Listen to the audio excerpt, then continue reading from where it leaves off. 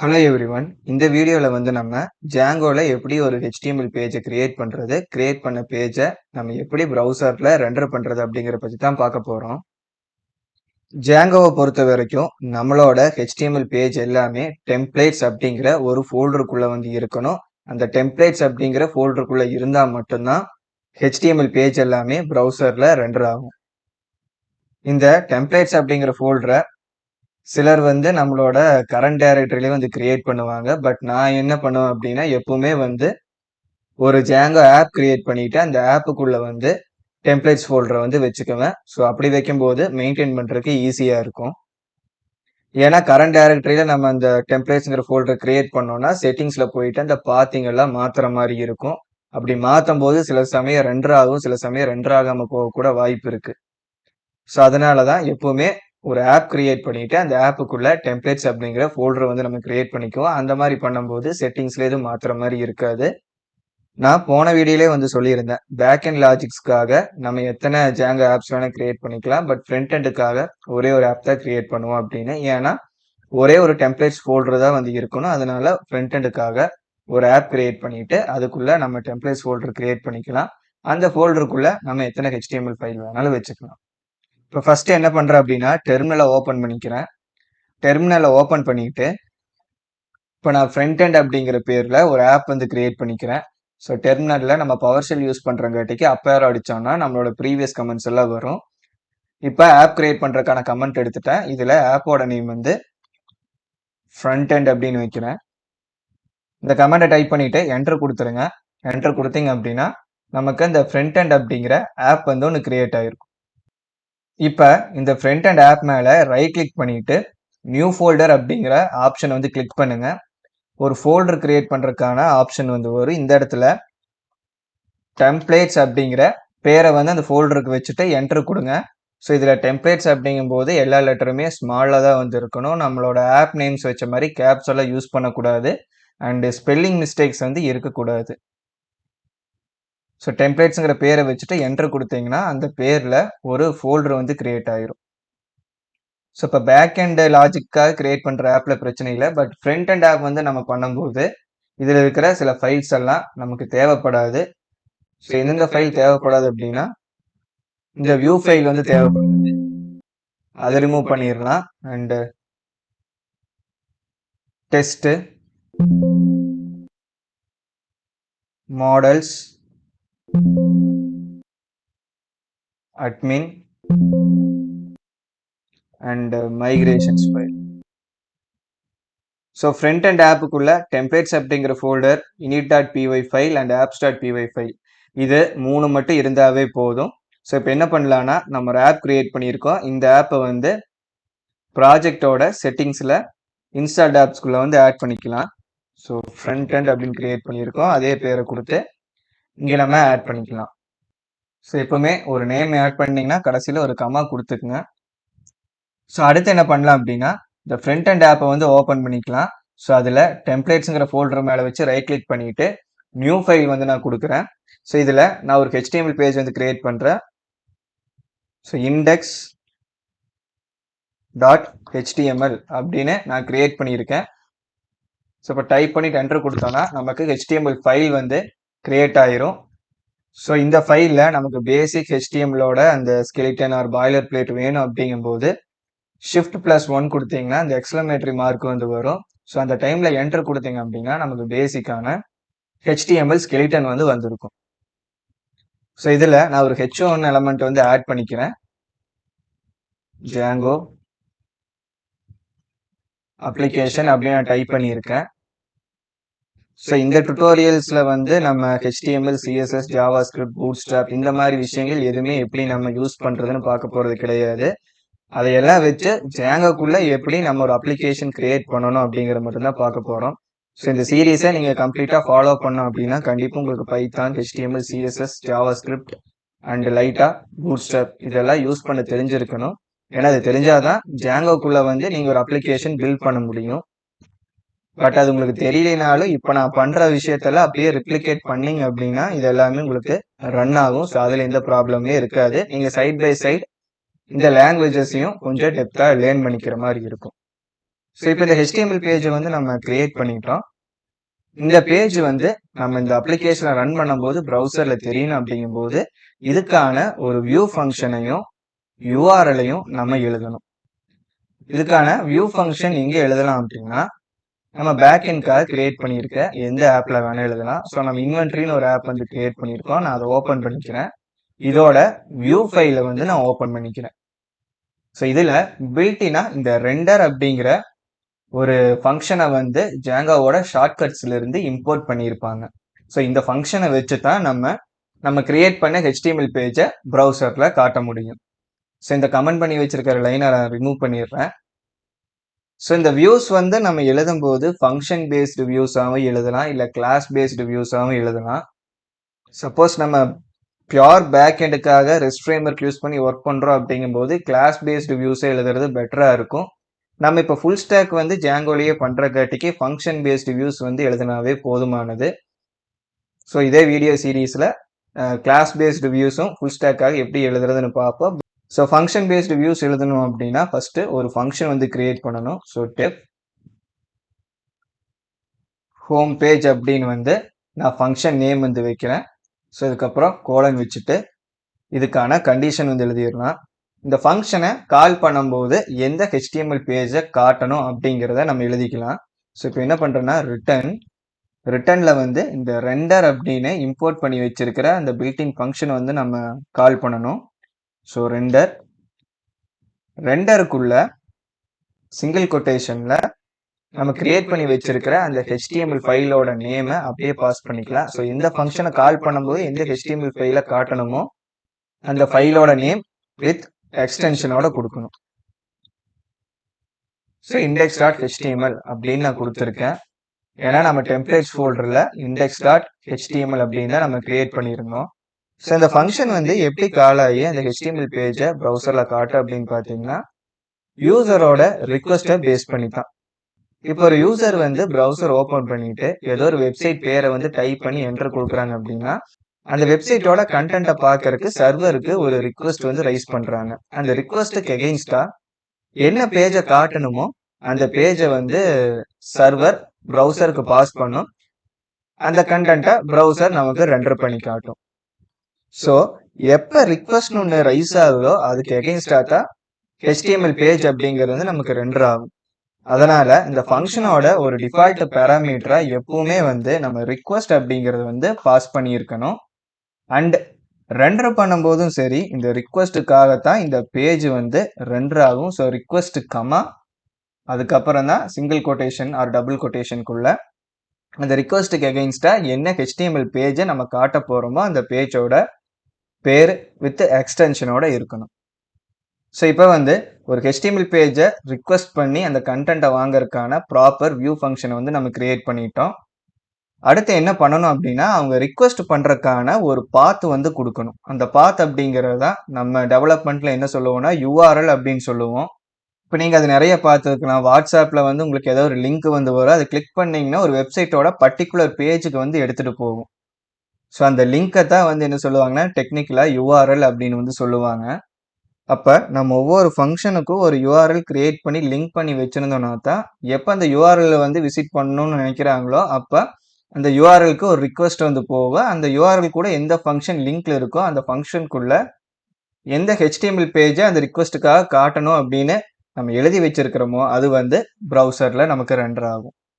இப்போ இந்த பேக் எண்டோட ஆப்பை பார்த்தீங்க அப்படின்னா டிஃபால்ட்டாக urls.py ஃபைல் வந்து இருக்காது. அது எங்கே இருக்கும் அப்படின்னா நம்மளோட ப்ராஜெக்ட் ஃபோல்டருக்குள்ளே தான் இருக்கும். பட் எல்லா வியூஸோட URL-ஐயும் நம்ம ப்ராஜெக்ட் ஃபைல்குள்ளேயே வைக்க முடியாது. ஏன்னா ரியல் டைமில் URLஸும் அதிகமாக வந்து இருக்கும். அத்தனையும் ஒரே பேஜில் வந்து வச்சுருந்தோம்னா நம்மளால கம்ஃபர்டபுளாக வந்து ஒர்க் பண்ண முடியாது. அதனால அந்தந்த ஆப்புக்கான URLs எல்லாமே அந்தந்த ஆப்புக்குள்ளேயே வந்து நம்ம மெயின்டைன் பண்ணிக்குவோம்.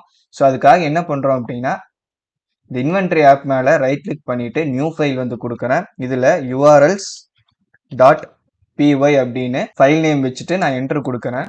ஸோ இந்த மாதிரி எம்டி ஃபைல் வந்து ஒன்று நமக்கு கிரியேட் ஆகும்.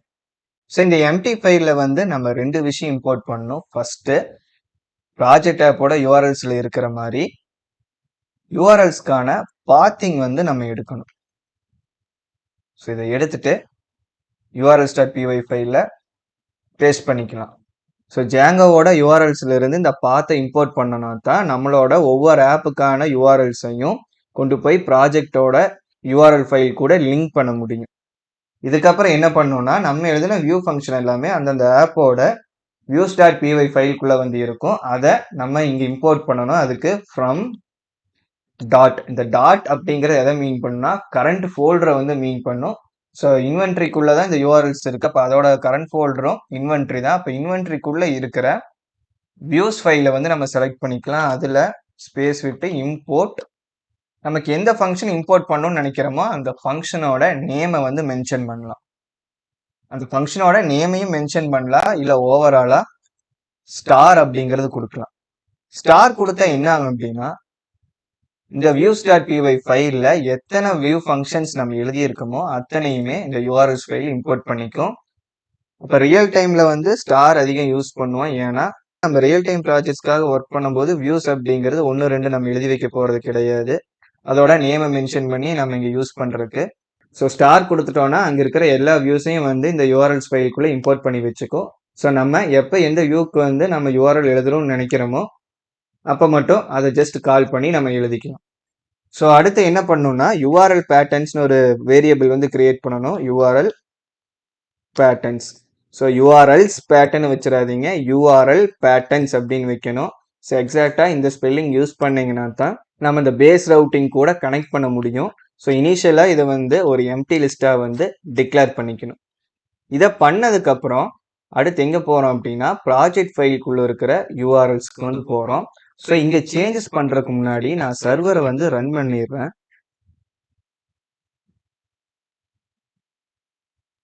ஸோ ஆல்ரெடி பார்த்துருந்தோம் ஜாங்கோவோட சர்வர் வந்து ரன் பண்ண அப்படின்னா பைத்தான் manage.py ரன் சர்வர் அப்படிங்கிற கமெண்ட் கொடுக்கணும் அப்படின்னு. இப்போ நான் என்டர் கொடுக்குறேன். ஸோ நமக்கு இந்த ப்ராஜெக்ட் வந்து சர்வாக ஆரம்பிச்சிருச்சு. இந்த HTTP லிங்க் மேலே கண்ட்ரோலை ப்ரெஸ் பண்ணிட்டு கிளிக் பண்ணோம் அப்படின்னா இது வந்து நம்மளோட ப்ரௌசரில் ஓப்பன் ஆகும். ஸோ இது ஆல்ரெடி நம்ம ஃபர்ஸ்ட் வீடியோலேயே பார்த்துருந்தோம். இப்போ ப்ரௌசர் ஓப்பன் பண்ணோன்னா இந்த பேஜ் வந்து நமக்கு ரெண்டர் ஆகிருக்கும். ஸோ இந்த பேஜ் எங்கிருந்து நமக்கு ரெண்டர் ஆகுது அப்படின்னு பார்த்தீங்கன்னா டிஃபால்ட்டாக நம்மளோட ப்ராஜெக்ட் ஃபோல்டருக்குள்ளே இருக்கிற யூஆர்எல்ஸில் அட்மின் அப்படிங்கிறது மட்டும்தான் இருக்கும். வேற எந்த ஆப்புக்கான பேஸ் ரவுட்டிங்கும் இங்கே வந்து இருக்காது. ஸோ அதனால நமக்கு இந்த பேஜ் வந்து ரெண்டர் ஆகிற மாதிரி பண்ணியிருப்பாங்க. ஸோ இதுவே நான் இப்போ கிரியேட் பண்ண ஆப்போட யூஆர்எல்ஸை வந்து நான் இங்கே லிங்க் பண்ணுறேன். அதை லிங்க் பண்ணோன்னையுமே இதில் வந்து நமக்கு ஒரு சேஞ்சஸ் வந்து வரும். ஸோ மற்ற ஆப்குள்ளே இருக்கிற யூஆர்எல்ஸை இங்கே நம்ம லிங்க் பண்ணணும் அப்படின்னா இந்த பாத்து பக்கத்தில் கமா கொடுத்துட்டு இன்க்ளூட் அப்படிங்கிற கீவேர்டை வந்து கொடுங்க. அண்ட் இந்த யூஆர்எல் பேட்டர்ன்ஸ்குள்ள இந்த ஃபர்ஸ்ட் லைனுக்கு அப்புறம் என்டர் கொடுத்துட்டு பாத், அதே மாதிரி சிம்பிள் பேரந்திசிஸ் வந்து ஓப்பன் பண்ணிட்டு சிங்கிள் கொட்டேஷன்ல அந்த இன்வென்ட்ரி ஆப்புக்குள்ள போறதுக்கான ஏதோ ஒரு நேம் வந்து கொடுக்கணும். நான் இன்வென்ட்ரி அப்படின்னு வைக்கிறேன். அண்ட் அந்த சிங்கிள் கொட்டேஷனுக்கு வெளியே கமா கொடுத்துட்டு இன்க்ளூட் அப்படிங்கிற கீவேர்டு இங்கே யூஸ் பண்ணணும். ஸோ இதில் மறுபடியும் சிம்பிள் பேரந்திசிஸ் சிங்கிள் கொட்டேஷனில் இந்த இன்வென்ட்ரி அப்படிங்கிற பேரு எந்த ஆப்பை வந்து மென்ஷன் பண்ண போகுது, அதாவது எந்த ஆப்போட யூஆர்எல்ஸ்க்கு அந்த கனெக்ஷன் வந்து மேக் பண்ணுது அப்படிங்கிறது வந்து நம்ம சொல்லணும். அப்போ ஆப்போட நேமை நம்ம ப்ராப்பராக கொடுக்கணும். ஸோ இன்வென்ட்ரி டாட் அதுக்குள்ள இருக்கிற எந்த ஃபைலை ரீட் பண்ணுமோ அந்த ஃபைலை வந்து மென்ஷன் பண்ணணும். நமக்கு வந்து யூஆர்எல்ஸ் அப்படிங்கிற ஃபைலை வந்து ரீட் பண்ணணும். இன்வென்ட்ரி ஆப்புக்குள்ள இருக்க யூஆர்எல்ஸ் அப்படிங்கிற ஃபைலை வந்து ரீட் பண்ணணும்.